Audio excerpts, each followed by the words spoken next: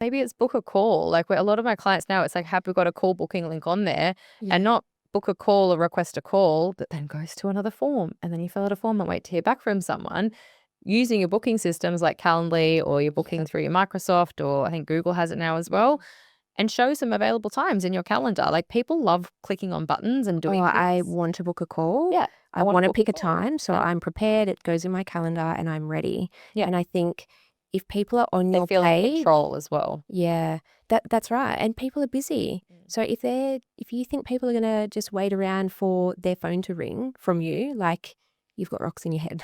Yeah. Because it's gonna be very hard to get people on the phone. Mm. So if you can book in a time, like have them book in their own time, Yep. goes in their calendar, goes in yours, they get text reminders, they get email reminders.